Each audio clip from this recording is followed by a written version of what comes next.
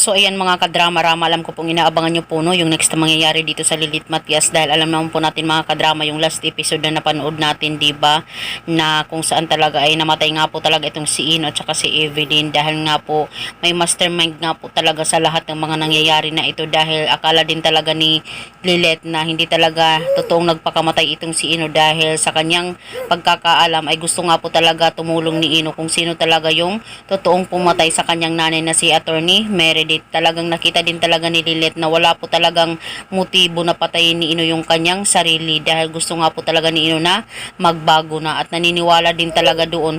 Siguro mga sa 100%, mayroong 80% na naniniwala si Lilith na hindi talaga nagpakamatay itong si Ino, at yun din talaga yung kanyang kutob. At dahil nga po talaga nito mga kadrama, wala na tayong ibang maisip pa kung sino talaga yung mastermind ng lahat ng mga nangyayaring patayan ngayon dito sa Lilith Matias. At alam naman po natin mga kadrama na possible malaman din talaga ni Lilith na ito talaga itong si Patricia yung totoong mastermind ng lahat. Naalala po ba natin mga kadrama bakit magagawa ito ni Patricia? Unang-una, dahil nga po sa pag-rape nga po ni Ino dito sa kanyang anak na si Trixie. Syempre gusto niya po talagang maghiganti dito kay Ino. At kaya nagawa po niya yung mga bagay na yun.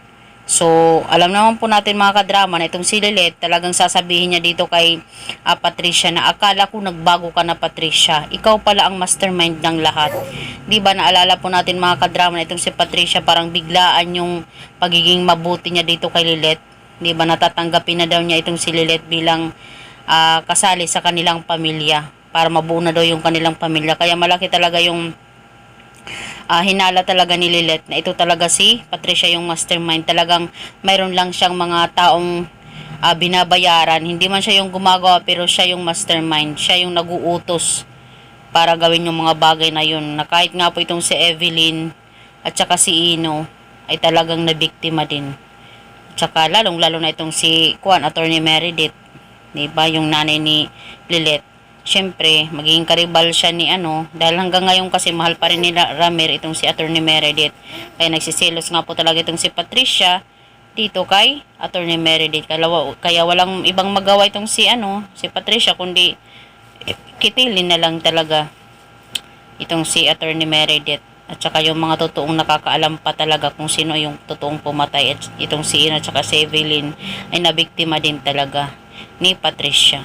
So, abang na lang po natin mga kadrama yung next na mangyayari. Bye! Bangang!